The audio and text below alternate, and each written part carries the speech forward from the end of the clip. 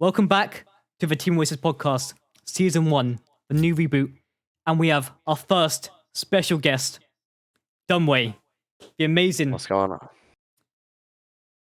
streamer and retired org owner. Tell us about yourself. So my name is Dumbway. I own Team Zaida. Basically a competitive Fortnite organization. Also jumped into Call of Duty with the content and competitive a little bit as well. Basically for myself, I was a streamer for about 5 years. Started on the streaming platform called Mixer back in 2017. Started streaming like a little bit of Fortnite when it started to get a little bit popular. Also, I originally started streaming Call of Duty World War II. But then, as time went on, jumped really into the Fortnite scene. I got very invested into streaming, became pretty popular on Mixer, and ended up, having Zeta as my dream org. I found out about Zeta when they first started in September 2019. I liked what they were doing, so I decided to start grinding for them. And I spent a very long time doing that, and I joined a team called TFC in that in-between. So basically, shout out to Mel, Clouded Mel. He's awesome. He owned Legend. that team. He was a part of Zeta. Pump, guy named Elite Pump. He's on Elite right now.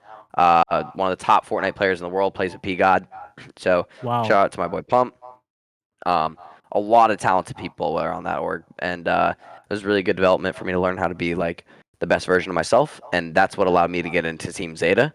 And I worked my way up. I started as their most popular streamer before Mixer shut down. Then I switched to Twitch, but I was kind of more focused on management by that point, and I became an owner, owned the team for about a year. Yeah, I owned the team about a year. And then unfortunately had to make that decision to close org operations in September, but I've been living life since. You've kind of stole like the whole podcast, like all the questions I just had.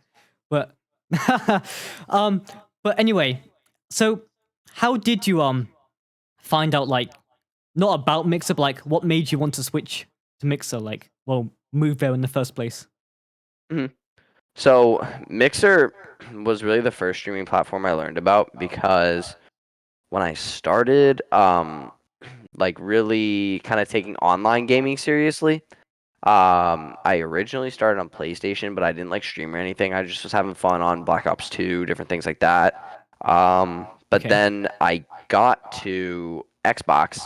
I bought my own Xbox. I had a PS3 for like forever, and I sold my Xbox, sold my PlayStation 3 and all the games and stuff so that I could afford an Xbox. Now the Xbox One that I bought, I started playing Fortnite on it, and that was like the main reason I bought it, because I was like, oh, I want to play Fortnite on my own stuff. And then like I had heard about it, and I saw my stepbrother, like I played on his account, but I was like, man, I want to have my own time to do my own thing. So did that, and then basically when I had sold for the Xbox, I saw that they had a streaming platform called Mixer, which had just got switched from what was called Brime. But then they switched it, to Mixer. And like from there, basically I like would occasionally stream like here and there, and I started to get more like serious on it by the time that about season like 3 hit. I would stream like nightly when I was in high school. And I would go to my school, go to cross country practice, and then as soon as I got home, I was streaming. Wow. And so yeah, that's quite cool, because you switched like all the way back, like when Microsoft switched. Because like I know most people switched like during like when Ninja switched and stuff. Like, do you think Mixer could have survived? Could Mixer have survived? Yes. I believe that it could have. Right. I think that there was a lot more deep underlying problems than the Ninja contract per se.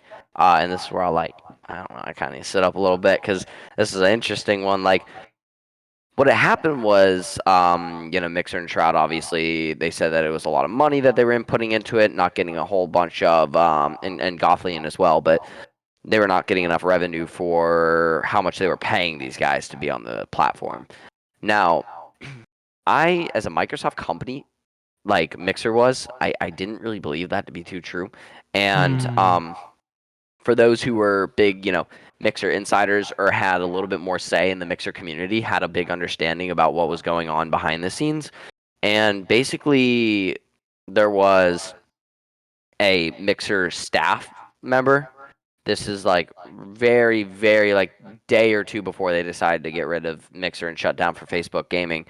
Um, they it had come out that a Mixer staffer had said like some super like derogatory, like inappropriate, basically Oh like yeah, kind of yeah. racist things. Yeah, Hmm. about Mixer partners and Mixer affiliates, and that caused a lot of people to sabotage the company, or not really sabotage, but I kind of boycott the company. Riot. And I But think yeah. that Mixer panicked immediately, and they panicked so bad that Microsoft was like, we were already not making the money that we immediately wanted to see, so they just Hmm. decided, hey, we're getting rid of it. And it was really unfortunate because a lot of people had to reset, a lot of people quit from it. But that's kind of what happened from there. Yeah. That's interesting because Twitch has come under fire a lot recently. And a lot of people are moving to YouTube, as you've seen like certain streamers Hmm. like Dr. Lupo and like Saikuno and stuff, who has Yeah. just recently moved over.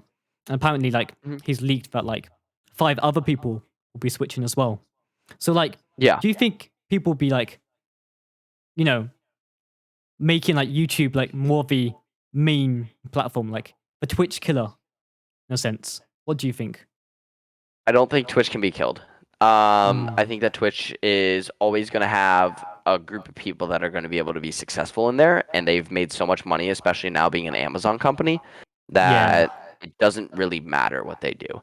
That's like if Apple decided to say that, you know, all these horrible things about a bunch of people that buy iPhones.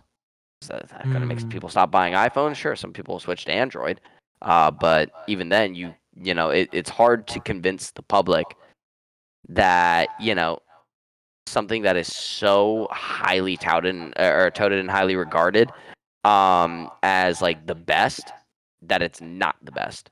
You know what I mean? That's Yeah. because even putting it ironically in Amazon terms, like, yeah, that's like if the Jeff Bezos had some big issue, and everyone was like, oh well, we hate Amazon, so buying from eBay is better. It's just, I Mm. mean, is it? Mm, I I wouldn't say so, but disagree. yeah, so like I mean, so people, you know, kind of like they'll always have their opinion on what's better, Mm. and whether it be that some people are going to jump to that YouTube and say like, hey, YouTube is more productive, YouTube doesn't have all these issues, I'm going with them. Or you're going to have those people that also do the same thing, and that are like, hey, YouTube gives me all these problems, I'm going to Twitch. So you're always going to have a back and forth. I think it just levels out. It's just a matter of who is where, you know what I mean? There's Yeah, always going to yeah. be big names that switch different places, but as long as you have successful people in your realm, Mm. people are always going to be coming back to the place that you go. Yeah. And like back to the topic of like eBay and stuff like so Yeah. um eBay, it has its you know advantages because like you can get some good deals on products. Oh yeah. Um because like Amazon is good, but at the same time like you can get like such bad deals and, like the amount of things you can buy on eBay compared to Amazon is a lot better in my opinion. That is. Yeah. I mean, you bring up a good point there. I used to like sell shit on eBay, but Same. basically, yeah, eBay's got like a really wide variety. The only issue I tend to find with eBay is just when you have a product seller that just either does a really sloppy job or like doesn't describe the Ah, product well enough, yeah. or when it takes forever to get shipped. I feel like that's where Amazon kills like a lot of these Mm, companies, like Amazon with the next day shipping and everything. It's like absolutely insane. yeah. I heard like Amazon like taxes like sellers really a lot. They do. Yeah, and from my knowledge, yeah, Mm, they I know somebody who does like Amazon sales, and talks about like how it's extremely hard, with the taxing of it, saying like, oh, they take a huge portion of that paycheck. So if you're not selling extremely high, then your profit is just going to be like, it's going to be extremely bad, like not even worth it, if you're not selling at a high caliber, just because you have to make up for like all the tax that gets taken out. Yeah, exactly. And so yeah, let's move on to I guess like the team journey in a sense, if you get me. Yeah. So let's talk about what was that team again? TF? TFC. Yeah. Tell me Yep. about that team. Because I'm actually quite interested. So yeah, so TFC, the first chapter is what it stood for. Basically, it was run by Mel, Clouded Mel. Okay. He put that team together, and I joined it when I was just a growing mixer streamer doing my thing. And I never realized the high level of talent that was actually in TFC. Like when I was there, I realized everyone had something special. But sometimes you kind of sit there and you're like, man, um, you know, it's like, oh, that's cool. You do something real big for a little bit, great, good for you, whatever, and it just doesn't really like go anywhere in a few years from then. And I mean, I had the similar situation with Zeta, but I'll get in that later. But Okay. I would say that TFC laid the ground for me to realize that I was working with some talented people. Mm. So like when Mel spoke, we listened. And I believe that is a big reason that so many of the guys from TFC were successful. Mel helped manage Pump for a little bit and everything like that, and he helped me out and in ways that I can't even describe. So, Mel, if you ever watch this, man, thank you. I love you, bro. Always will. And Also, congrats on Twitch partner, Mel. yes, congrats Congrats. on Twitch partner, Mel. Freaking legend. Much love, Mm. bro. But yeah, so Mel, like he taught me like so much about being a discipline, being disciplined when things get weird or like stressful in organizations. He had been owning his team for forever. I started helping manage with him, and just kind of became like his. Obviously, vaping pandas was his like right hand man, but I was definitely like the left hand guy. So like I was definitely like third in line for the most part. Oh, that's cool. Making big decisions and everything like that, and unfortunately, him and VP had like a bit of a falling out, and kind of unfortunate because they were super close for forever. But that's kind of their story, not really mine. Mm. But I would say, I had good experiences with both of them, but I would, particularly Mel was the one that really pushed me to be the greatest leader I can be, and guys like Pump and all them just showed absolutely fantastic support. And I think just in the wake of like so much chaos that kind of went on with the org, that was so beyond Mel, by the way. It was Chaos. extremely beyond Mel and everything. It was like things got a little Do bit share. like so things got a little bit dicey because the Call of Duty team, I was the only manager on both sides of Call of Duty and Fortnite for the team. They had a big issue with one of the members, and obviously it was a member I was like pretty close with, and obviously I don't want to like jump out and just throw names out like as far as specified people in that fallout, just because I know those people are like trying to do their thing, and get back into the swing of things, so I'm not here to bash people like that, but basically it was causing issues, and in the wake of it I kind of got caught in the middle because I was trying to protect somebody that I cared about a lot. Yeah, of course. And then at that point, Zeta had already offered me, which was crazy. Zeta had already offered me before, and I Ooh. declined it the first time because I told him, hey, you are my dream team, but I'm extremely happy with TFC and I want to see where this goes. But then in the wake of everything that was going on, I did reach out to Apocalypse and I said, hey, Epo, do you still got that roster spot you talked to me about? Is that still available. He told me, yeah, for you, anytime. Are you trying to join? And I said, you know what? I was like, make me a manager of some sort, and I'll join. And because I wanted to be able to have some say, because I Hmm. already knew when joining I would become their biggest streamer. So I knew I had a little bit of leeway. I didn't want to push my buttons. I didn't want to Yeah, yeah. push I myself get too you. far. But I knew I wanted to have something where I could Hmm. be settled in and have some say in a team and be able to make a team long term. And I knew if I couldn't do that myself and like have some type of control over it, then I wouldn't want to be like a part of something that I can't put my input in and make good like effective changes. So Ebo was like, "Oh, deal. Yeah, easy enough." He was like, "Yeah, welcome to Zeta." And then yeah, I announced that I was joining Zeta. That was actually May. Wow, wait, this actually very ironic. I think this may be the 2-year anniversary of me joining Team Zeta. Wow. This exact And day. also, by the way, that'll be. You talking 27th or this exact day, recording day, May the This 4th. recording day. Yeah, This so that's May recording the day. 4th, everyone. But yes, Right. congrats, Let me congrats. let me just see. Thank you. So let me just scroll through my thing. I just want to see now. Now you got me curious. 'Cause I started thinking about the date, and I was like, I know it was in May of 2020 that I joined Zeta, and that was the time. Let's freaking see, because I remember I made the introduction video. And here it is, May 5th. Okay, so tomorrow, the day after this recording day, will be the 2-year anniversary of my joining of Team Zeta. Make sure to celebrate that tomorrow. I will. Mhm. I definitely will. I'll probably put that in the Cord chat. Let's go. So yeah, about Zaida. So like, what was it like when you first joined? What was the experience like? Because obviously I never like properly joined. Like, I joined the Yeah, Cord, but like, what was it like yeah. on the team?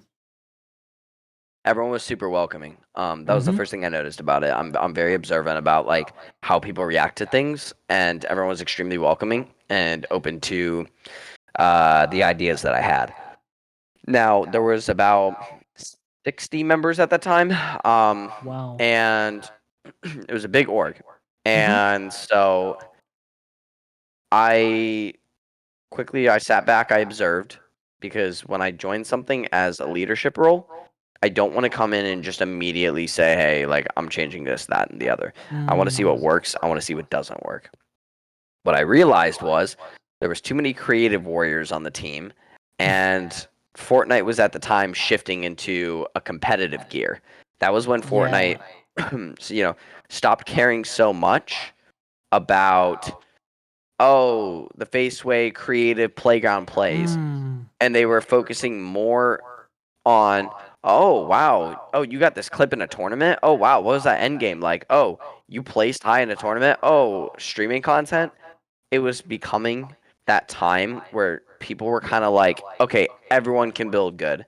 It became that period of time when I had joined Zeta. It was season 2, chapter 2. So it was that Okay. point where everyone got really invested into into comp and content, and it wasn't anymore shifted and geared towards, what kind of creative clips did you get today? Mm. So obviously the creative was good for a little bit of numbers, but we needed more of a competitive gear. And the only people really playing comp was like excuse me, was Zaz. Zaz was playing competitive for a while, all the way up until his retirement. Um, you had Woofers and I played competitive together. So Woofers and I played competitive together, but I streamed a lot, and Woofers was kind of getting more into competitive. And at the time of me joining Zeta, actually, um, Woofers and I split as a duo. We'd been a duo since the squad season. Yeah. It was a squad season. We were duoed up, and then we played Winter Royale together, and then we played another set of tournaments together, and we'd be in solos together like a lot. And then the duos came out, Yeah, so I'm sorry. Yeah, we did squads and Winter Royale. Then they had that tournament intermission for a little bit, and then we played some duos together. But then by FNCS we split, which I was heartbroken because I love my boy Wolf. Still my boy. I still text him to this day. Oh, that's amazing. But Yeah. yeah, no, like he was literally the one that got me into into Zeta in the first place, or got me noticed. But yeah, like the team was just extremely welcoming. Everyone was super nice, and for the very beginning, that was what I realized. But after a while, I realized that changes kind of need to be made. Yeah, yeah, of course.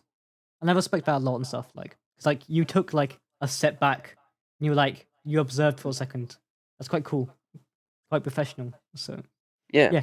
yeah. Um, so yeah, tell us about like the more changes you made to like, because like I noticed how it went from like a player-based team to more like content creation. Um, Hmm. did you play a big part in that? Oh yeah, yeah. Mm. Um, I never like to be the person who takes like a whole chunk of credit for things. Like I'm always like a team player. I like to always say like, it's a team kind of thing. But Hmm. in this sense, the person that basically like, and I take the fire. Like I know there's a lot of OG Zeta members that actually don't like me that much, and the Why reason so? is because I was the one that dismantled the team. That is one thing I will take full credit for. I was the one that took apart that team for for the rebuild. I rolled up to EPO one day. I said, "Hey, EPO, can we jump on the phone for a minute?" He said, "Yeah." And at that time, I was still just kind of another manager. Still new. Obviously, they wanted me to have some say because I I knew what I was talking about as far as like getting people onto the team and all this stuff. So I said, "Epo, like so I said to him, Epo, we just don't need all these creative warriors." And he was like, "Well, what do you mean? Like we get this great content from it, blah blah blah." And I said, "You see, that's the thing. We're gonna plateau." I was like, you got the impressions from it. That's cool, but we're starting to slow down a little bit." And I was like, you know, the competitive world of Fortnite is switching. Like I was like, the world of Fortnite is switching to caring more about competitive play and the tournaments that go on, as well as stream content. They're not caring so much about creative warrior stuff. And I was like, and most of the team's creative warriors. So Ipo said, Dumbway, what do you want me to do about that? And I said, you know what? I said, I'll even do it. I'll be the bad guy. I don't care. I was like, I want what's best for Zeta. I was like, I love the people in Zeta, but at the end of the day, I was like, Ipo, I get they're your friends, but I had to teach, Ipo a little bit to treat it like a business. to, I was like, stop giving all these people so many chances because I think that was what made Zeta a family, which was great. But at the same time, like with Ipo being very like lenient and keeping everyone family based. But I said, you can be family based and still do your business and still have people get out of the team when they're not doing anything that really benefits the team. So he said, "What do you want me to do?" And I said, "You know what, Ipo, honestly, call me crazy. I'm going to keep it real with you." I was like, "We need to wipe the whole entire roster." And he was like, "What?" And I was like, "Yeah, and we need to do it like within like I was like, we're going to do this within like the next 2 to 3 days." So he was like, are you like are you sure?" He was very hesitant about it because I know Ipo's the sweetest freaking dude in the world, and he Mm. literally, Absolute legend. he was extremely like didn't want to hurt anybody's feelings, step on toes, stuff like that. But I said, Ipo, I was like, do you want Zeta to succeed? He was like, yeah. And I was like, whose business is this at the end of the day? Who owns the business? And he was like, I mean, I do. So I said, all right, are you gonna let your business sink or are you gonna let your business float? He's like, I gotta let it float. So I told him, okay. I was like, all right, then we are kicking 40 people. And he was Mm. like, 40 people. Like, and he was like, we're gonna only have 20. And I was like, yes, because the game plan was remove the people that just didn't really play much of a part, keep a solid group of smaller people that were determined, that were building like true content, that were just doing the right things that would help us succeed. And that didn't mean that like, I didn't want a creative warrior, but I didn't want a creative warrior who just wanted Instagram clips and nothing more. Yeah, definitely. One of the creative warriors that we had kept actually was August X. Now August X has like over 100,000 subscribers and plays for Devour. Okay, that makes So sense. Yeah. so but back then he only had like 3,000 subscribers. So he was small. We helped him Oh, grow. right. So, not to take away from his like credit. I mean, he did an amazing job doing all of his stuff. But Yeah. I think that we kind of helped him get into a spotlight of, all right, we're going to give you more focus and put you on more clips because we don't need 60 different people in 60 different posts. I was like, keep the same people, have the same, build a trust and an ideology around the people, that are actually going to do something with this team, that are going to be here the long term, that aren't just going to give you a clip and leave.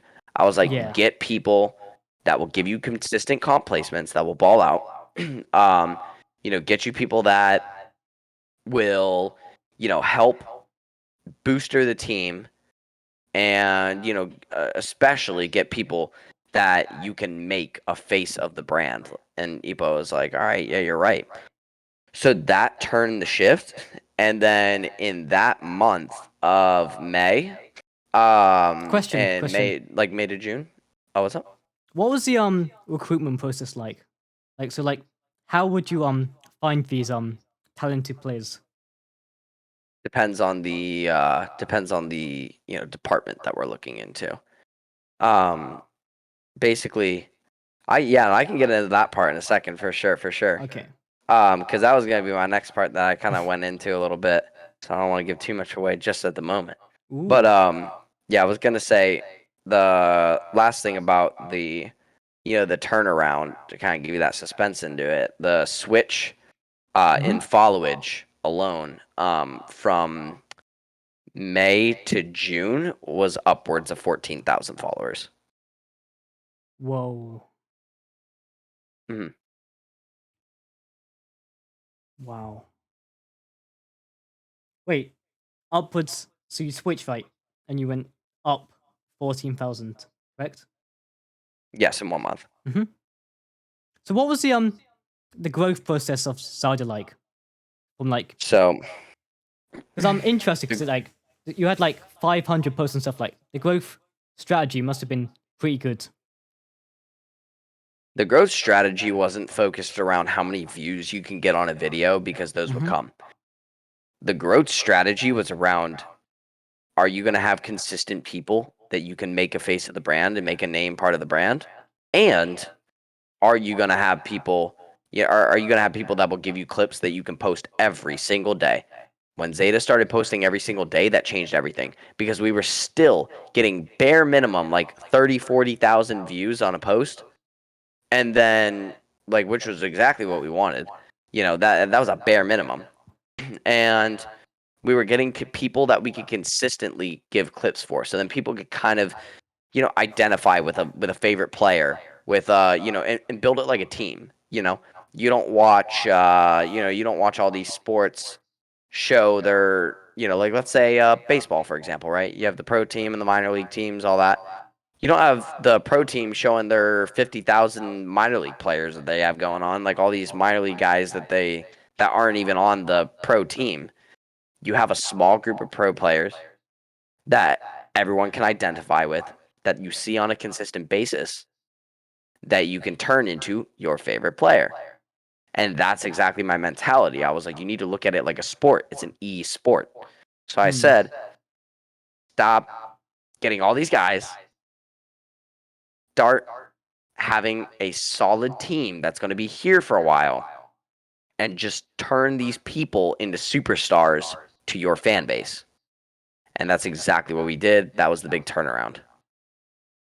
Hmm. So that's really cool. But can we go to the recruitment process? Yes, Yes. the So growth strategy is really interesting. Like the superstar part, because I really want to try that with my own team. So this talk has been like really inspiring, I must say. So yeah, I've learned a lot already. Yeah, for sure. Hey, I'm just glad you can learn so much. I just want to see people be able to like learn. I don't like to have a secret sauce or like a secret recipe for like what I do. Um, I ain't gonna hide stuff. If you ask me questions, I'm gonna tell you what we do. But as Awesome. far as the recruitment like process, that was, that was something that it kind of varied based on, it varied based on, like what we were looking for.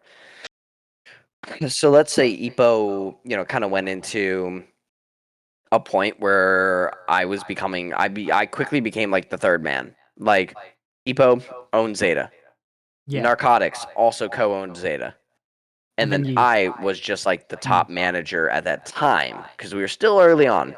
But I gained their trust in like what I was doing extremely quickly because they were like, wow, the team's building. Yeah. So they tell me, hey, Dumbway, you know what you're doing. We trust you to get these players. If you say you're going to cut a whole team, you need to have people. Mm. So I said, yeah, because obviously my goal wasn't to just have 20 people on the team the whole time. I wanted like 40, 50, but it needed to be 40, 50 of the right people. Yeah. So after building kind of that superstar, growth mentality, we started expanding to getting more people. Mhm. Now, the recruitment worked like this. A lot of times people, like to think, and this is like a weird thing when you have a team that starts to grow really big. A lot of people consistently think like, hey, grinders are the ones that like namely get picked up. I mean, yeah, the grinders do get picked up. Not a bad thing. It's not a bad thing to grind for a team.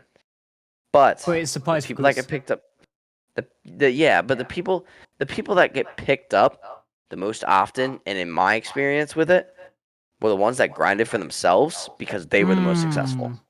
I didn't need to watch like if somebody would just be grinding for grinding for Zeta, Yeah. you know, 500 followers, stuff like that.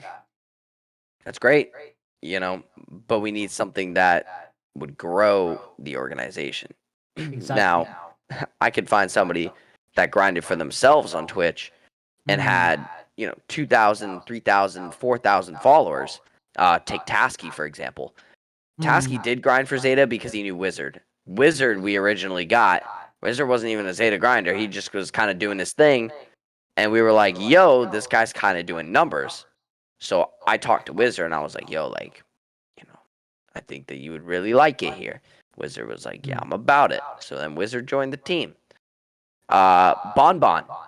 Bonbon was literally like the fifth most followed mixer streamer in the world, or like some shit like that. He was like top 10 or something. Yeah, he has some I crazy know. stats.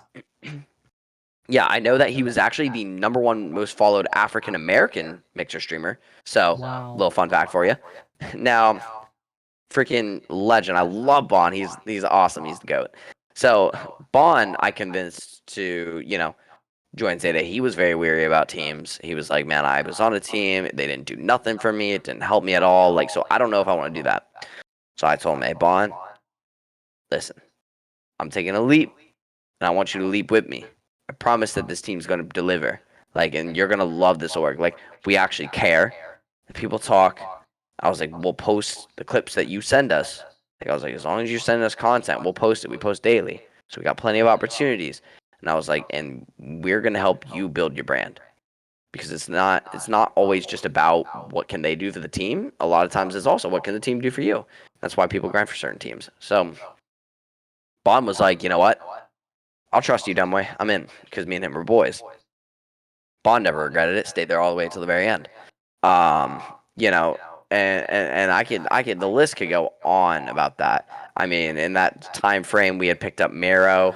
Miro stayed only for a short period of time before he joined Outcast. Then he joined Okay. TNA. The rest was history, everything like that. Now he's on the DIG. He just signed the other day with P God. Those two. Ooh. But I mean, Wait, I think I've heard of him. it, Yeah, I think I've heard of him. well, Miro's probably the best Fortnite player in the world right now. If I'm gonna be honest. Wow. Well, him or Booga, but they play together. So I That's mean, insane. they literally win every freaking tournament. I mean, Miro literally won. Like he has the most. I think right now Miro's won more FNCSs than any other Fortnite player. So he's yeah, he's doing his thing. So we had Miro on Zeta for a while. That wasn't super long time, but I mean, he was a super nice guy. We had a guy named Adam. We had Adam, and he was a pretty cool dude. Mm-hmm. I'm not gonna lie, Adam was a little bit you know, a little bit egotistical with contracts, especially early on. But I mean, honestly, with good reason. He was a great player. Um, he never really like got big into like orgs. I think he joined Expert. He joined Expert at one point, and then Expert had shut down. But that was Oh, probably the okay. most that he did. But no, I mean he went to like grand finals multiple times, everything like Hmm. that. He's a really good player too. But then obviously I saw um a very pulsing problem as we were developing the competitive side because we got the streamers. That wasn't hard to get the streamers. We can get them as Mm-hmm. free agents. We had the followage, Yeah. to show that we can benefit them, and they would give the content to benefit us. And it just like it worked. But competitive players are a different story. So that was where I saw a big gaping Hmm. problem Question. with price. CS:GO team. I heard you had a CS:GO team. We did. Yes. Man, you did your homework, man. You did your homework. There was a CS:GO Zeta team. There was a Zeta Call of Duty team. We dismantled the CS:GO and the Call of Duty team at the same time. I vouched for the Call of Duty team. It didn't end up, getting pushed into Ah. like a future.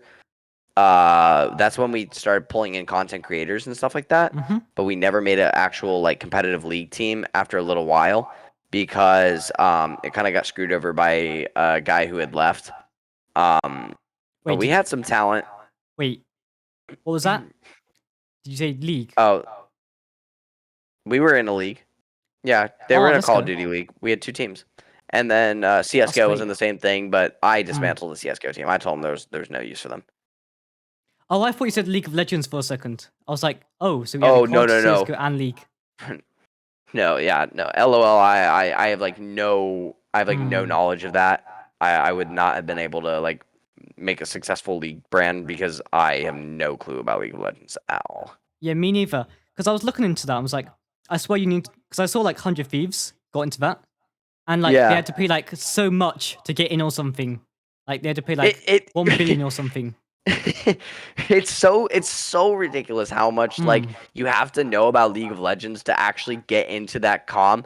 But I mean that can be Yeah. said with just about any comm. But the one thing is like the Fortnite and Call of Duty comm, there's always people Hmm. that want to play for you. There's always people that will join whatever team that's going to pay them or whatever team is going to benefit them.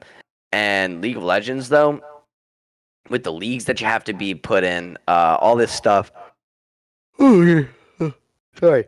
That like made a mess. Like that makes a mess. So I didn't really get into that, and I Yeah. saw a similar light with CS:GO, and that's Mm-hmm. why I cut the CS:GO team early on. Ah.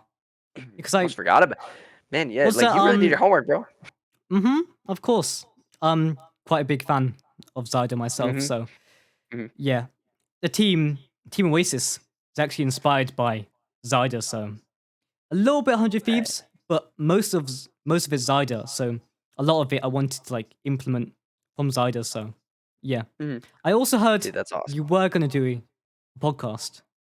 I did hear you were gonna do a podcast. So Yes, I was like, yes, you we know were what? gonna. I was gonna make one because I actually made the team like when Zaida was around, and I was like, you know Yeah, what? They said they want to make a podcast. How about I make one as well? So that was kind of like the inspiration.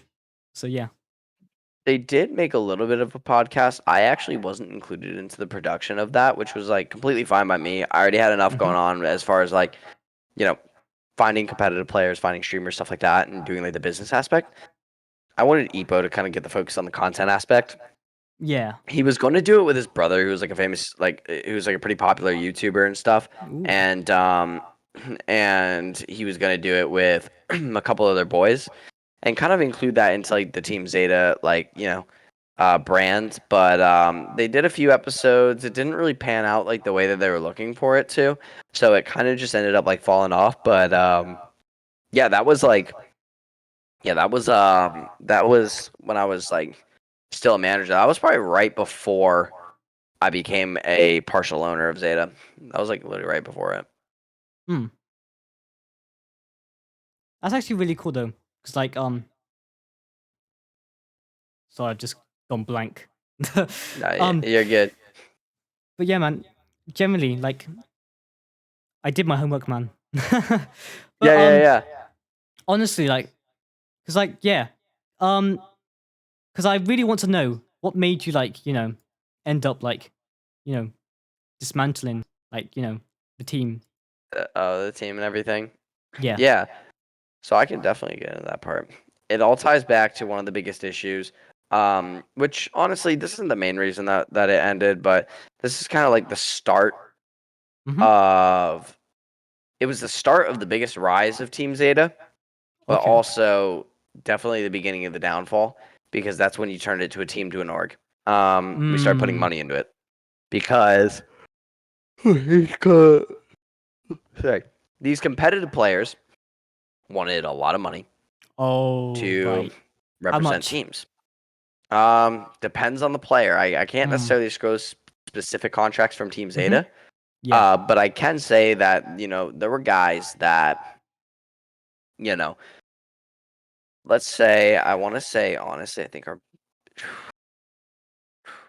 I want to say our biggest contract was sitting. Man, I want to say our biggest contract was sitting somewhere in the 300s, somewhere like that a month. Wow. So we were paying like, and we had Mm. multiple people signed at a time. And the good news was sometimes when people weren't performing, Mm-hmm. and we loved them and they like kind of caught it Yeah. back, we would keep them as free agents. I mean, we got so many talented guys. And the one thing was, I saw that NA East was Mm-hmm. becoming extremely saturated. All the players wanted like 600 plus, and I talked to a few of them. I tried to get a couple on. I had a couple guys that are talented free agents, so I was like, you know what, East is chilling. I have Abo, I had Danny, Caesar, Bullcut, Tyler, all guys who are like really successful now. Well, Danny retired and everything, but Abo, Caesar, and Abo, Caesar, Tyler, all are doing really good things right now. Like Tyler's on Zen, Caesar's on Vanish. Abo is a free agent, but he still balls out. But yeah, no, I mean I had like all these guys, so I was like, okay, I got all this talent that I don't need to pay, so I'm not gonna be paying people $600 a month. Yeah, that makes I sense. switched. Whew. I switched over to NA West. So this was the second Mm-hmm. time I had a crazy idea. I was like, Epo, remember that time when I dismantled the whole team? And he's like, are we doing this again? And I was like, no, no, no, no, no. Like, it's not gonna be like that. Um, but I told him, hey, I got another crazy idea. So he's like, okay, like hit me with it, I guess. So I told him, hey, what if we start looking at West competitive? And he was like, well, what's the benefit with West? And I was like, you do realize that there's not a single team that like truly dominates the NA West other than NorCal and Extra. I was like, those are the two top tiers. I was like, who's third? Hmm. Like, I don't know. I told him exactly. There's no third. That's the issue. So I was like, we can like solidify a spot up high in the ranks if we start building into a competitive roster from there. We already had Zaz, and we had a guy who had eventually left. I'm trying to remember who it was. It was Arrow. Arrow was also super talented. He even joined he joined Delirium for a little while. But yeah, Arrow was super talented too. So we were like, hey, we have Arrow, we have Zaz, but we don't really tap into the Westcom, but there's so much talent there and there's so much like views. Like they still get a lot of viewership and like a lot of popularity and people focus on their tournaments. So I was like, hey, let's start looking at West players. So we started looking at all these West players. We started picking up all these guys. I start making all these like crazy pickups. I picked up like Grim. That was like one of the initial ones. I picked up Sir Capalot, who played NA East and NA West. Super talented guy. Yeah. I picked up his teammate Minnie. Minnie was like completely cool, also like super talented dude. Uh, and yeah, I mean, I got like all these like really talented dudes to join the squad and start building what would become this like powerhouse of a West roster. And that led to some of them getting signed and stuff. We saw some great free Ooh. agents. Like literally, like shout out to Mhm. Fletch. Like initially, off Oh, the top of my head, MSF. Fletch. He joined MSF. Yep, yeah, he joined Misfits, and he was on Zeta when he had joined Misfits. He actually was a free agent on Zeta. He left Mhm. Zeta for AKA Gaming, and then Okay. he was like, so he left and he was like, came back like maybe a week or two later, and he was like, please let me back. Like I hate AKA. I don't want to leave the family. Like Zeta is literally family to me. So I was like, bet. So I let him back. So I was like, you know what? I don't usually do this. Once you leave, like I usually just say like, hey, like do your thing. But I was like, you know what? I understand. Like I'm gonna give you Yeah. that second chance. I don't regret it a minute. He was so like Fletch was so great. He appreciated everything. The first initial thing he said, he was like, rejoin Zeta. Like I'm never leaving this family like again.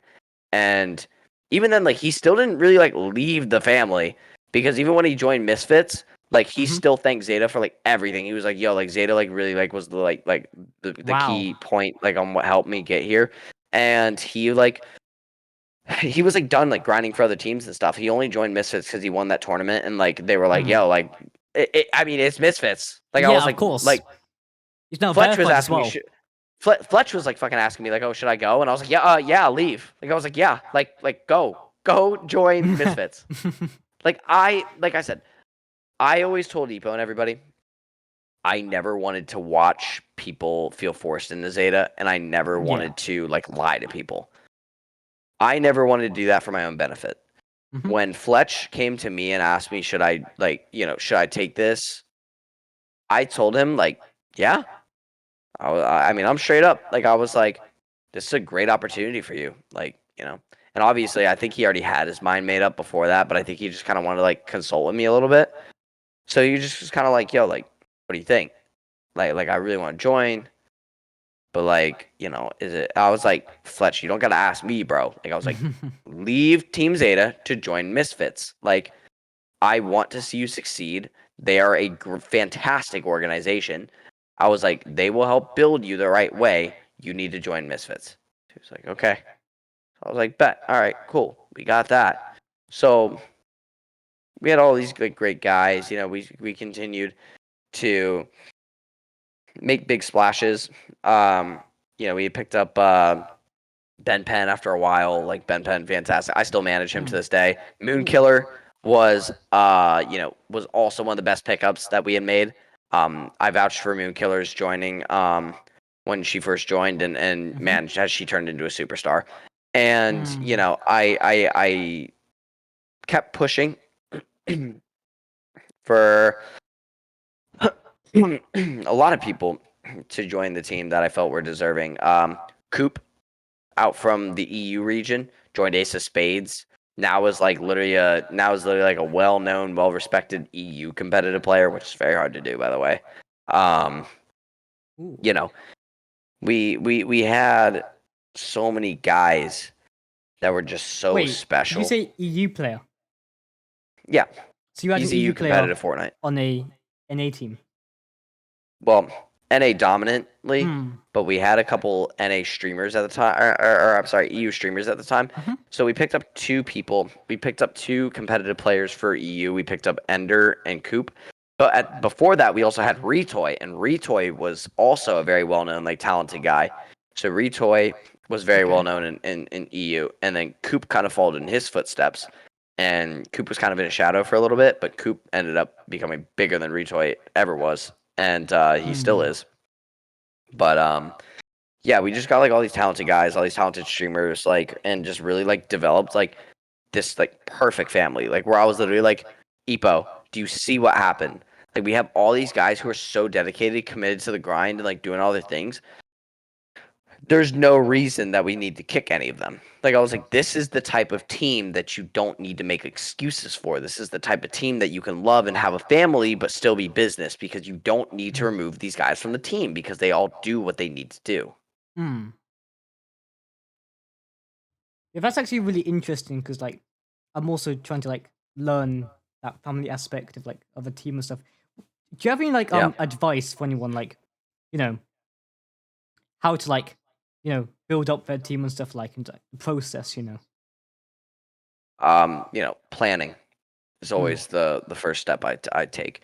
Before I dive into like any market, because everyone specializes in different markets. Before I jump into any market, I assess like, what region. I think the biggest mistake a lot of people make is, oh, what region is the most popular? I'm gonna go to, let's say for Fortnite, right? Oh, EU and NA East. I'm going to EU and NA East. Great. Yep. All right. Cool. I'm gonna make my stand in this org world. There's like a million different orgs that are huge in NA East. I mean, FaZe Clan. Like for NA East EU, Falcon, FaZe Clan. TNA, and all these like, millions of freaking teams. It's saturated. Luminosity, LG, Cloud9, all these guys. Oh, Luminosity. You Yeah. told me before that Zaida had like drama and stuff, right? And Luminosity was like getting involved in a sense. Tell me about that. Oh, oh my God. Oh man. So we had a little bit of a drama. I know a Luminosity member in a good way, and a Luminosity member knows me in a bad way. I know a guy named Berto who is a mixer streamer. Luminosity, one of my boys, love the Birdman. He's awesome. But actually, the owner of Outcast and who is also a member of Luminosity as a manager, I got into like a rift with Regulator, and the biggest mistake I ever made as an org owner, like trying to protect my teammates. He was going after Mr. Chris about a drop spot issue, and Chris got a clip killing him. So I, posted the clip, and he got the placement. Chris got a like awesome ass placement. So then I, on the team page, added Regulator, and I said, Regulator, you rocking with this? So then it started a whole back and forth chain, which a lot of people supported Zeta because a lot of people knew that like Regulator was kind of like one of those dudes that would just, he had beef with a lot of people. But okay. a lot of people also respected Regulator because he was a really good player. And he was like pretty well known in the comm. So he posted, because a while back I had tried to recruit him, like way before the whole issue. And I mean, he like, I mean, I don't have like any beef with Regulator at this point. Like we made up, we were cool, we were homies. It don't matter. We just do our thing now. But before the beef, I tried to recruit him. So he took a screenshot of the recruitment thing that I had, and I wrote like in there that I had connects obviously to like Luminosity, and like Luminosity and Outcast. Yeah, okay. Like, because I wanted people to know when I talk to them, it's not about I'm just trying to like suck you into this team forever. I want to see you develop, and we did that with people. I have proven results. I'd sent players to teams that succeeded, and I had the connections. Now, I didn't really talk to the owner of Outcast, who was also that manager on Luminosity. I don't even remember his name. I don't even know who the fuck he is. I'm gonna be real with you. Like, I just didn't really give a shit what he had to say. But he decided to comment when Regulator posted a screenshot, and he was like, "Yo, you were like trying to recruit me though." But I'm straight up, so I was like, "Yeah, I was. Like, I was." But I realized like you're kind of a dick. So, but but then the Luminosity guy, the Luminosity manager slash Outcast owner, was like, "Bro, that's cringe. I don't even know who he is." Blah blah blah. I'm just thinking like, bro, like I just found out who the fuck you were. I'm gonna be real with you. Like, like, and it sounds asinine. And it sounds like ironic from me saying like, "Oh, you have connections," but like, "Oh, you don't even know the owner." But that's because you can have connections to other managers. You can have connections to other players that have a lot of say that can get you in. And that was what I had. I had the connections to, Berto, who had extreme say in Luminosity's movements. You had, I also had connections to, managers that were up in Outcast, that, maybe, yeah, sure, they went through them. I don't know how it went.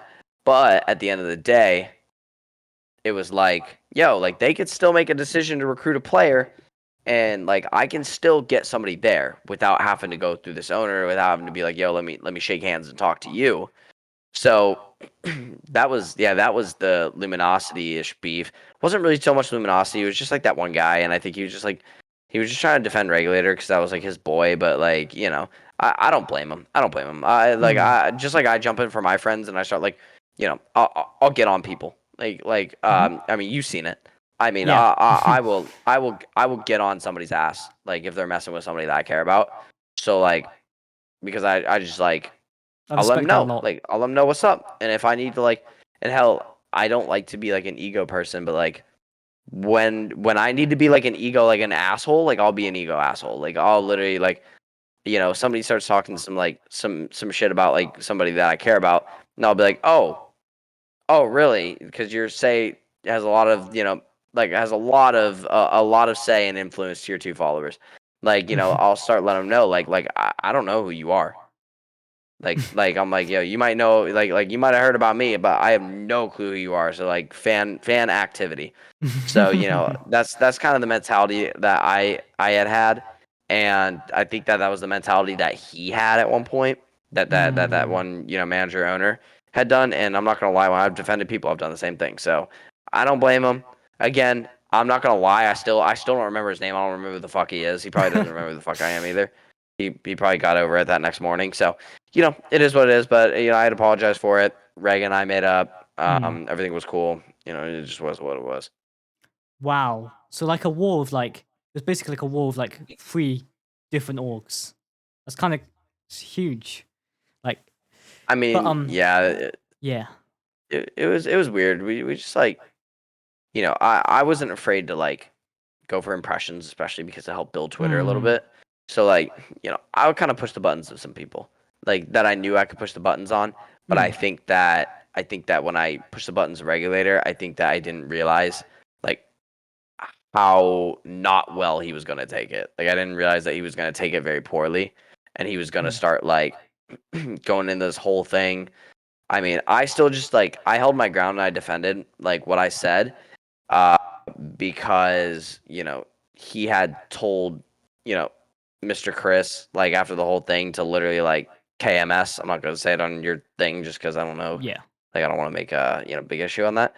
But yeah, he that's like he said the whole thing to him. He let him know, and he like said it Yeah. multiple times. So that was why I was kind of fired up because I was like, yo, like you don't say that to one of my people. Like you just do not say that to one of my people. And that's where I had a problem. Mm.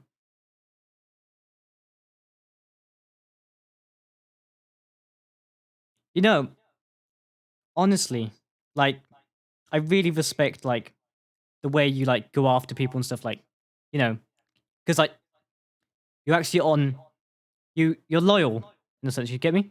Hmm. Like Yeah.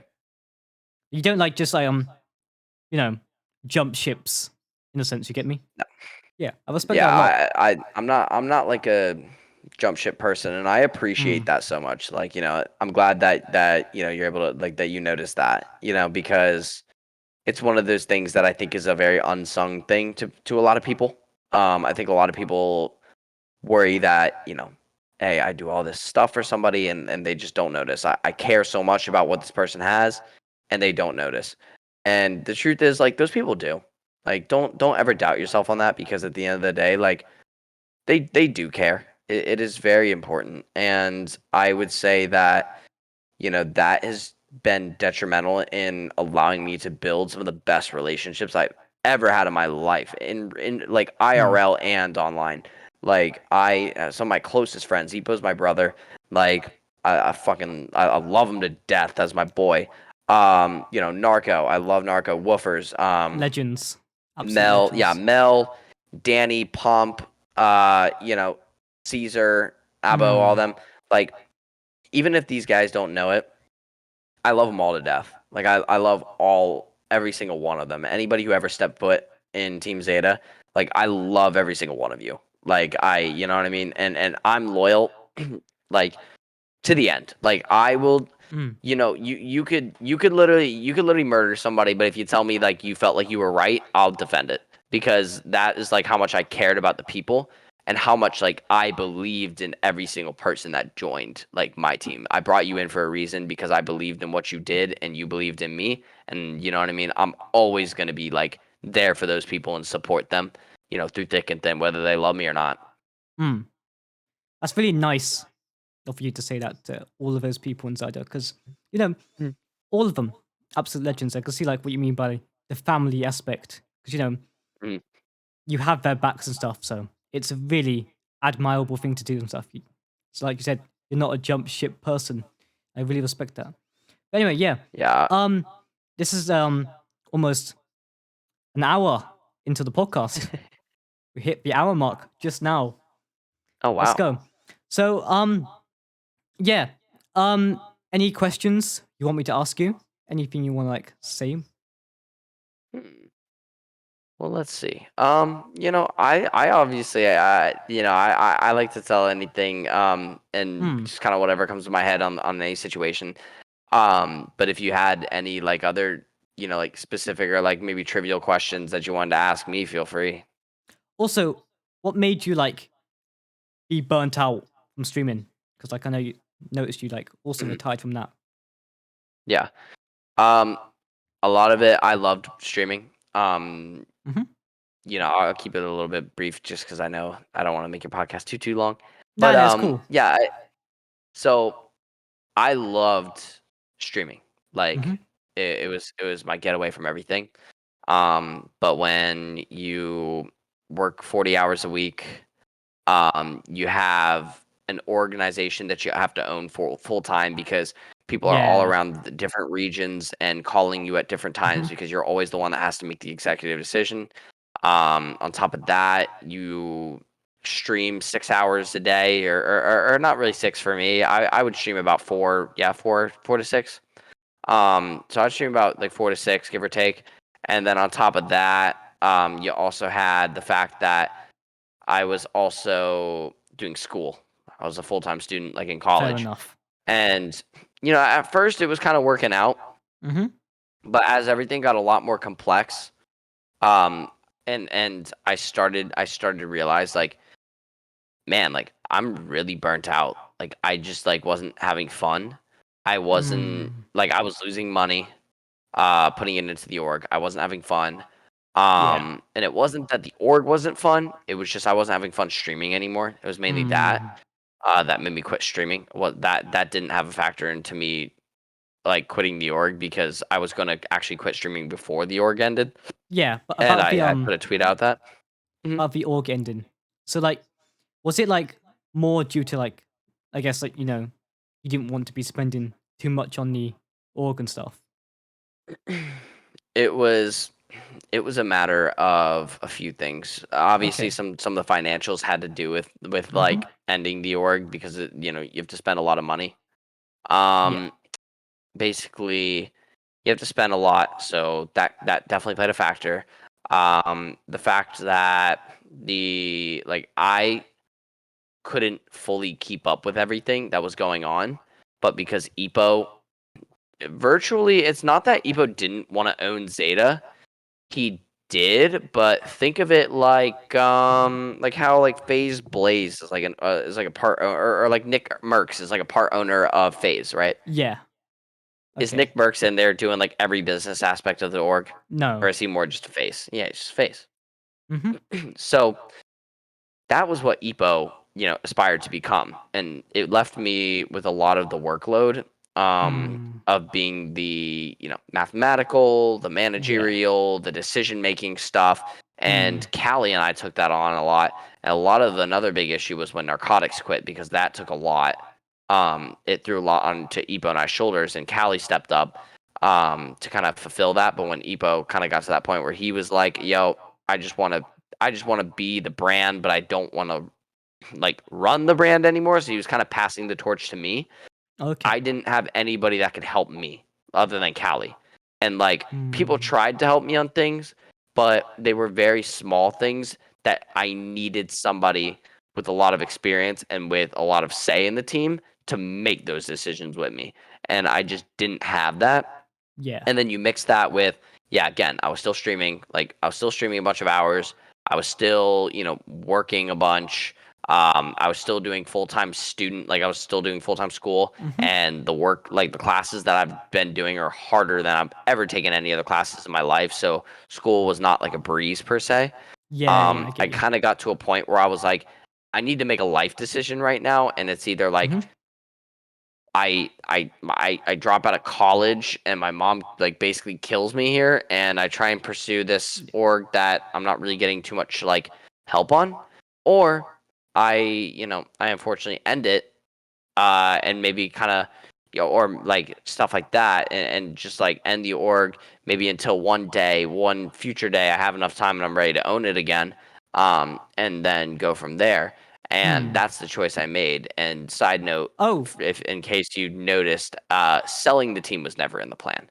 Hmm. Selling the team was never an option. It was either Yeah. the team, continues to live by me and I struggle through Mm-hmm. it, or the team, ends by me, and would always be what I envisioned it, or what EPO envisioned it, Yeah. because at the end of the day, like everything has a life, and right now, even though like I doubt that I'll reopen Zeta, Zeta lived the life that EPO and I wanted it to. Hmm. Zeta did exactly what we wanted it to, and it's like, I remember like crying, like I called Moonkiller and Callie, and I was just in tears. I was so upset, ending Zeta. That was the hardest decision I've ever made in Of my course. like career, of gaming and everything. And I didn't give a shit about quitting streaming. I didn't give a fuck. I was like, you know what, I'll Hmm. make these sacrifices to better the team. But ending that team, I felt like I let down so many people, and I realized I didn't. Like, I had to take in stride that I didn't let people down, but that I helped build like a bond with people that, allowed Yeah. for all of us to like be forever connected and forever close to each Hmm. other, and always checking in on each other and like caring of one another. Like I helped build something so special and unique that you don't see every day, like with orgs, and I had to realize that. So then, my tears of sadness kind of turned into tears of happiness, because I realized like I'm not going to cry because it's over. Like I'm going to be happy because it happened. Hmm. So you're saying there's a chance it could come back. There's a chance. Just chance. Hmm. Like I And I said, understand, like with like selling it to someone, because you said to a few people before, like, oh, if you gave it to someone, someone might damage the brand, if you get me. So yeah, that's also an important thing and stuff. Like, so yeah, I to this understand day, that a lot. people have tried to um people have tried to make like a fake Zeta and like use the name just because they saw we ended. Hmm. And I've swiftly stepped in any situation that's happened, and I've actually uh you know threatened literally legal action on him, Oh, because because you got I copyright. have, because Epo and I have the title and the rights to the Zeta, like to the Team Hmm. Zeta LLC. Yeah. So we own the organization, and we own Hmm. the name and rights and likeness of the logo and image and everything like that. Yeah. Yeah. So anybody that tries to like put together Zeta and they're like, oh, Zeta's back, Hmm. unless it is run by Dumbway or Apocalypse, it is not back. Like, we are the two like owners, Hmm. and it will stay that way. And honestly, I don't see EPO putting it back together. So if anybody Hmm. would put it back together, it would most definitely be myself. Um, would EPO join it? I mean, there's a good chance he'd probably just rejoin it, but and still be an owner. And obviously, I'd still love to have EPO on the board with that. And I've talked to EPO about it. I mean, we made jokes and everything like that. But I'm Hmm. like dead serious. I was like, if I get a shit ton of money, which the career choice that I want to go into, after college, would allow for me to make a shit ton of money and What's not have to that? work a whole bunch. Medical device sales. Oh, So that's great. yeah, and going into that, I've talked to Depot before, and we said like, hey, if shit ton of money gets made, and we're still, you're still streaming and stuff. I was like, even if I'm not streaming, I will restart this organization.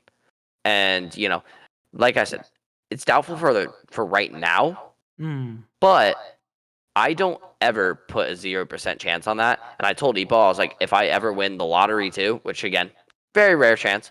But if I were to ever win the lottery, I know my money would go right into Team Zeta, and I would just start the org back up again, and I would just invest funds so that I could live like a retired life. But I would put my career path from then on into owning Team Zeta, like, and just keep doing it forever because I loved doing what I did and changing people's lives, whether it be fans of Team Zeta or members of Team Zeta.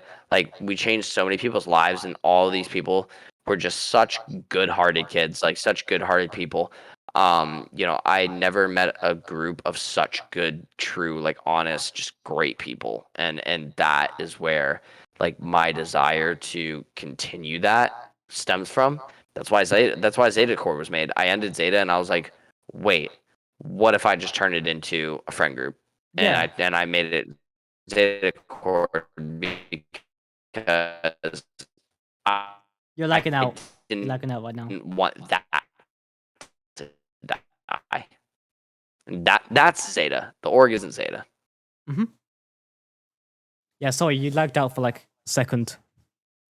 I think it was my internet connection or Oh, something. you're all good. All good. Yeah, No worries. honestly, Yeah, it's great to be a part. It's great to be part of the Zaida Squad. Really appreciate it. for sure, man. Oh, I'm hold glad on. that you're in it. Where's the mask? Where's the mask? Where's the mask? Oh, I can't find it. But I would have showed it, but yeah. I'm pretty sure you've seen it, but Yes, I yeah. have. I have. Mm. I always wondered where you got it from. I just got off eBay. Like you can get like custom like masks made and stuff and everything. And I was like, I was just bored, so I was like, just made like some random Zaida mask and stuff. Like got the What? Oh, that's cool. I made it like a while back. I think it was when Inferno joined, I'm pretty sure. But yeah. Oh, yeah. Yeah, honestly, man, amazing org. Honestly. You've done so Thank you. much, man. Honestly. And it's been really great, like, knowing you as well, and especially getting to know you more and stuff, like, because I've got to know you even more and stuff, like, I really appreciate you, like, helping me out recently Yeah. as well and stuff, like, because, like, sometimes, Anytime, bro. yeah, this team. You know what? Yeah. Things happen, man. Like, and honestly, like sometimes I'd been in your shoes, like where a situation happened or like drama goes on, and you just feel Yeah. like you have nobody in your corner, and like that's why I'm there, because I tell all my Zeta members, like if you ever need help, like turn to me. If you ever have a question, whether it be like business related, turn to me. If you have an issue with management or a teammate thing, like talk to me, because I'm like, yo, I'm here because I did this for 5 years, and I owned an org and managed orgs for 2 years, and I know what I'm talking about. I know what I'm doing. I have the track record to like help you succeed, and that's where, you know, I just want to help people, and I tell them, like, I know Moonkiller and Ben Pen, I manage them now. I told them, like, hey, I'll manage you. And they were like, well, how much do I need to pay you? And I told them, no, you don't have to pay me anything. I just want That's to do it because amazing. I want, because I care about you guys. So I helped them get signed to their orgs. Now that Mooncolors and Pulsar, Yeah. Ben's on BDI or BMD. Sorry, BMD. Yeah. And then he just signed massive contract. So Ooh. super big congratulations to Ben Penn. He's earned it, man. He works his ass off every day. And Moonkiller, same thing. She's earned everything that she's gotten to. Absolutely. Yeah. So anyway, I think we're at the end. So at this section, I normally like the episodes before, I normally ask my guests to give me 3 questions. So Okay. yeah. Have you thought All of them? right, sweet. I have. I gave him some Ooh. thought when you told me about that Okay. yesterday. Mm. So my first question, what do you look to bring with Team Oasis in the next year? What is your end goal in the next year? Well, first of all, I want to actually get this team as an org. First of all, get a hold of the trademarks and stuff, like maybe Mhm.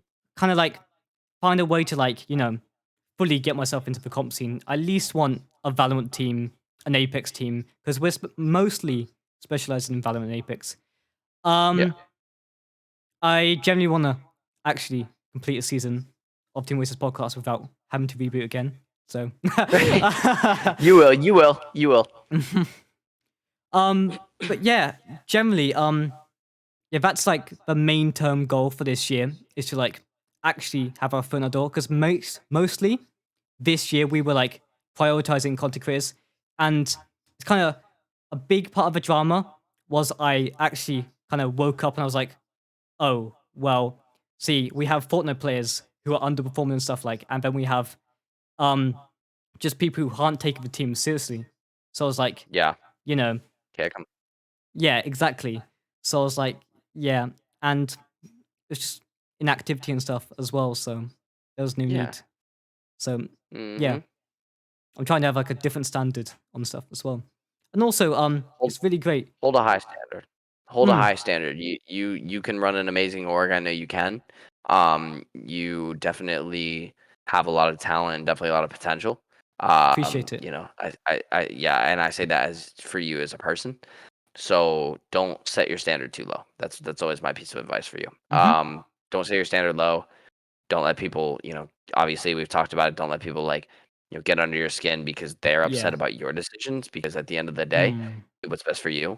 Obviously, you saw I love everybody in Zeta, but I always Mm-hmm. ended up doing what was best for the organization, which was best for me. And it all worked out because I still talk to every Mm. single one of them every single day. I still love them all to death. I keep up with all my Zeta members.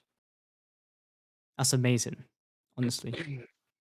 And then my next question is, as far as like your personal goal, like as far as you personally, what do you see for yourself? Obviously, other than like the gaming, like trying to blow up on Mm. gaming. Are you trying to do anything for like university stuff like that? Anything along those lines? Well, I've actually got a apprenticeship, so I'm not sure what Oh that's like shoot. Okay. in the US. Maybe it's the same thing. Yeah, But yeah. It's like it's like where you get a job opportunity, right, to like learn about the job and everything. yeah, but it's also like they also train you as well, like educate you at the same time. So it's Yeah, like so it's an college, but internship. like yeah, exactly. And yeah, I've just got that as well, so I'm quite enjoying Nice, that. congrats. So yeah, it's in IT, so it's quite nice. So Oh, so yeah, you're staying around the computer industry no matter what. exactly. Yep. Dope. All right. Okay. Okay. Right. And then my last question. So, what was the moment that you felt inspired to start streaming? What you asked me kind of that question. So I'm kind of Hmm. like shooting it right back at you. What was it that you were like one day you woke up and you're like, I'm gonna turn on a stream today, and the rest was history. Are we gonna talk about streaming, or like we can talk about like when I started content creation? Streaming, like streaming and content creation, just both. I mean, wherever you feel like was your true start.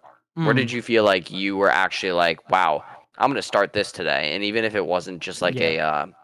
yeah, like even if it was like an Mm. inconsistent thing, like where I always say is like 2017, I started Yeah. streaming on Twitch, and then I switched to Mixer, and the rest Mm. was history. So, what would you say was your start? So I originally started content creation on YouTube on Mm. 2017. But it was like the most scuffed thing ever. But Right, I it just always is. like I was literally recording from like my phone to a 3DS, and I was like, ah. And it only I only started like actually making it look decent by at least 2020, because that's Mhm. when I started to like go, oh, okay, I want to do this. I want to because Mixer is what really got me into streaming, like because Mm. I did stream a little bit on Twitch, like around Yeah. 2018 somewhat, because like around Uh, when Fortnite was getting bigger and stuff, and I was like, that's cool and stuff, but like I never really, because Mixer like really inspired me to stream more than Twitch. mhm. I Mhm. found like the interface was so much better and stuff, like the sparks and stuff. The community on Oh, Mixer was I so agree. nice. Oh, I Mm. 100% agree. I actually won this headset from Mixer on a giveaway. Fun fact. Oh, wow. Oh, that's funny. Mm. Uh, Honestly, I'm actually really happy to have these because I've had these for like about 2.5 years now, so it's quite nice to have them. But yeah, well, all I said was I need a headset to stream on the giveaway, and it was like, okay, you won. But yeah, What? I know, right? And people were literally commenting saying, it's fake. I Right, was like like, it's fake, and you're like, no, like I'm for real. well, no, like when I was entering the giveaway, people told me it was fake, and then I won either way. Oh, it was a fake giveaway, and you ended up winning. Damn, Mm. nice. Bro, did you, this is like a side question. Did you, like what kind of games were you playing on Mixer? Were you still playing like Apex and all that stuff, or were you Um, jumping into like, did you start with Fortnite and kind of switch into something else? Because I know that's where a lot of people started. I started with Fortnite, but like on Mixer, I got introduced to a few streamers who were playing Apex at the time. So at the time, I was trying to learn keyboards, but I kind of switched over to controller for a little bit because I was back on console, back on Mixer for a little bit, and yeah, I really enjoyed Apex on Mixer a lot, especially the Mm. new feature of the hype zone.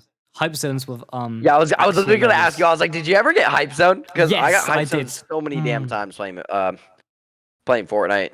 Um, I don't know if you remember too much about like so many of the you know Mixer stars, but a lot of them were with Go Team Charity. Go Team Charity was the it was like Game On Team Charity, and Hmm. it was basically like the I don't know if you remember Gamers Outreach on Twitch. It's like basically that, but like Mixer's version, Oh, and that was okay. where a lot of like that was like where a lot of the Mixer superstars got to jump in, and I think that's like really where I felt like I got my foot in the door because I Ooh. joined Go Team Charity, and they had like Jenny Smiles, Force Dump, Bon, um, Overgirl, all these freaking like Hmm. fantastic superstars, Tonzi, Yeah. all these people. The list goes on forever. Um, Hmm. and I joined Go Team Charity, and that was a great experience. And I remember getting to play the Go Team Charity Squads tournament for Fortnite, and played that with Pump and Woofers and them, and we ended up actually like winning the tournament.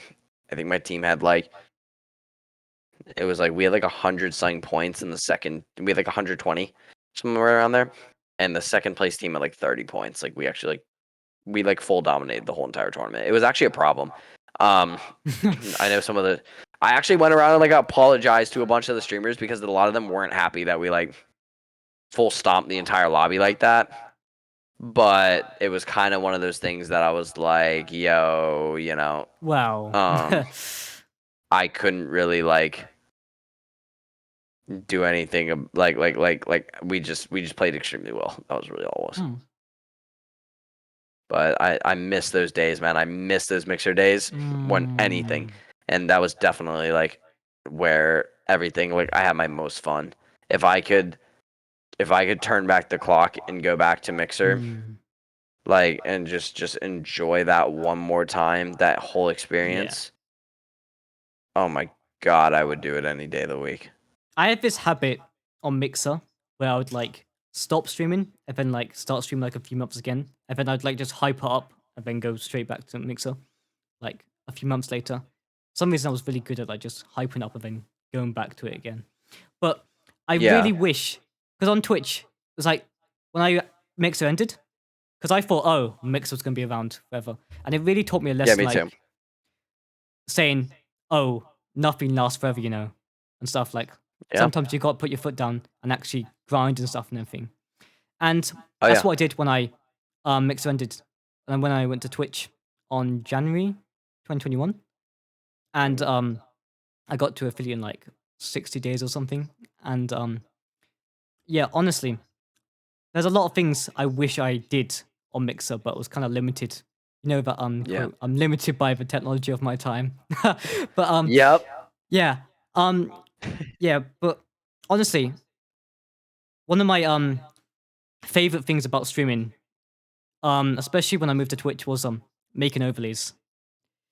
I know you've Oh told yeah. me like about simplified overlays and stuff. Like I really like making Yeah. excessive like Building overlays and overlays like stuff. the Like, accepted. I mean, yeah. mm, I mean, I'm looking at this podcast like view, and it's absolutely awesome.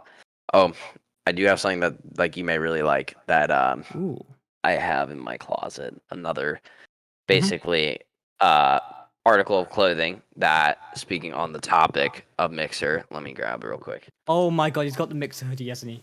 He's got the Mixer hoodie. There's no way. He definitely has the Mixer hoodie. Bro, if this is the Mixer hoodie, or at least anything Mixer related, oh my god. I've actually really wanted to buy a Mixer hoodie myself, actually, to be honest. But they're out of stock anymore. Limited edition. Now, it's a shame. It really is. Because honestly, the Mixer hoodie, oh my god. It's so clean. Yeah.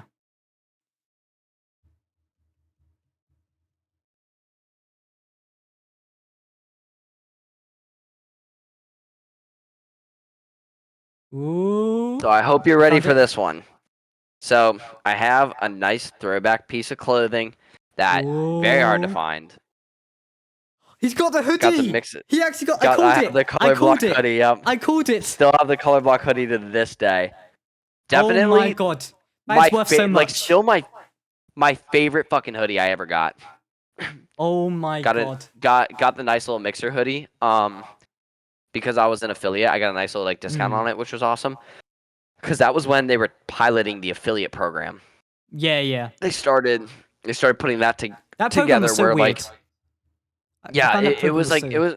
it was a weird program. They started like piloting it with like a couple popular like streamers. I know like Tiana Reese started doing it. And I got to like test it out and everything, which was really cool. Great opportunity. So thank you, Mixer, to like allowing me to do that. But yeah, I got like, a nice like discount on that hoodie, and it was like a $60 hoodie. So I was like, yo, like, and I think I got it for like $40. So I was like, whoa, like that's actually kind of a steal, like $20 less. Bought it, and I didn't realize like how valuable, like how rare that piece would be when Mixer shut down. And now like people see it and they're like, what? Like no way, like stop, like you were like, how did you get that? And I'm like, man. Listen, just a little something, I just regret kind of show not off. buying that. I really regret not buying that. Because at the time, I was Everyone like, does.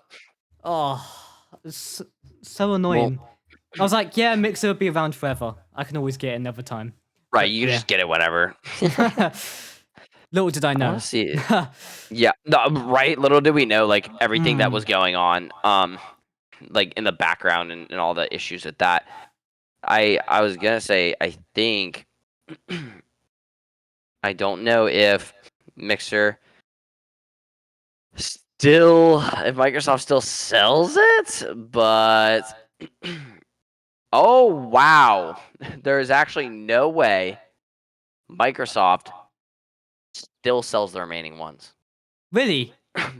Only in EU, only EU one. So I see it's like £50. There's no way they still sell that hoodie. Send me Comfiest that hoodie I've link. ever worn. Send me that link. Send me that link. Yeah, I got you, man. I got you. I I'll am pull it up on my copying computer and that. send I am copying that. it. Let's see, Mixer color. Oh my god. That's mad. That is mad. I thought they sold out. I thought they sold out. They almost did. I think they still had like a few left. I actually called Microsoft and I was like, yo, I'm, affiliate on the side, blah, blah, blah. And I said to them, hey, it's shutting down. I know that's going on. I was like, yo, like, you mind kind of hooking me up real quick? So they were like, what do you mean? I was like, damn, you know exactly what I mean. Give me some free like Mixer shit. So they were like, well, I mean, I don't know.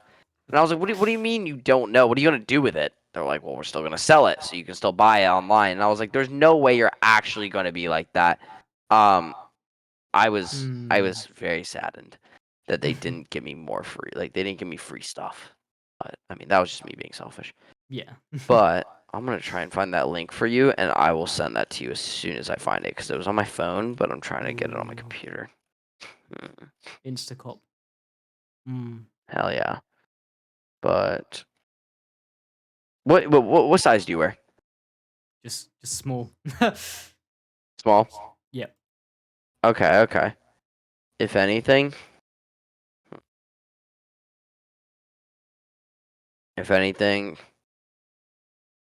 as a little gift to you, bro. If I can't find this thing, I'll ship you mine. Really? I'll ship you my color block hoodie. Yeah, You'll because ship I'll me pass the your one. torch. Oh my Yeah, god. that or just copy a Zeta jersey if you want one. I don't care. I mean, take both. I was gonna say, I was like, yeah, pick your poison. You take your time. You don't gotta make a decision today, the but mixer one. you let me know. Mixer one. I can always buy Uh, the Zaida one as well. So I don't know if they still have it up yeah, on the I looked. site. They Do still they? have it. Yeah. Oh, okay. I'm very surprised because in the contract they say something about like if you don't make a certain amount of revenue in like 6 months or something, they close down the store. Well, we made enough revenue, so like I don't think it Mm. really mattered. Yeah, but like I think it's been after your 6 first months 6 now. months, they just Yeah. don't really care too much. Almost a good brand. Dang. So yeah. I've got the They get Oasis rid of one. it. Oh, okay, okay. Yeah, I peeped that. I peeped it in the corner. I was like, is that an Oasis like jersey? Yes, it is. Okay, okay. I Let actually me see. at first I asked them to like because they were like, oh, tell us what jerseys you like in their collection. I was like, oh, I like the Zaida one. It didn't Yeah. really turn out because I'm gonna share a secret. They're probably not gonna like me now I've said this, but they actually gave me a free upgraded elite version. They just gave us the free elite upgrade for free. I don't know Oh, why, really? but I was like, I'm not complaining Hey, because we were meant to we'll have the take it. yeah, we were meant to have the pro jersey, but we just got the elite jersey. It's like okay. Ain't nothing wrong with that. Yeah, bro. Hey, honestly, like, shout out Armor. They make some good jerseys, man. Legends, So honestly. y'all go cop the jerseys. Go cop some Oasis jerseys right now. Code Oasis, 10% off. Yeah. Code Oasis, baby. Facts. Well, yeah. So, I mean, I think that's all I have on questions for you, though. Well, appreciate. If you could send that the color block. Yeah. I have chosen. I have chosen. All right, man. This will have your name on it. I'll get the packaging and stuff like that. We'll be in touch. I'll make sure I Ooh. get this sent over to you. I think it's a medium. No, Yeah, it's a that's small. fine. Never mind. No, it's a small. I forgot. It literally fits perfectly, and it's like super great hoodie. Nobody ever wears it anymore, so I'm just saying you're probably gonna be like one of one. Oh my. Like, bro, I really appreciate you doing this for me, man. It means so much. Anytime, bro. Anytime. Because I've wanted that like for like years now. Oh my. Like, Yeah, I'm gonna try and do my research because I love this hoodie too. So I'm gonna try and see if I can find one for you. But if I can't find one, I'll pass the torch. I'll pass the torch. It's time. Oh my. I really appreciate that, man. Anyway. Anytime, bro. Yeah. I think it's time to wrap up the episode. So yeah.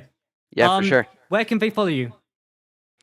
They can follow me on Twitter. Usually I'm mostly active on there. That's at DumbwayZD.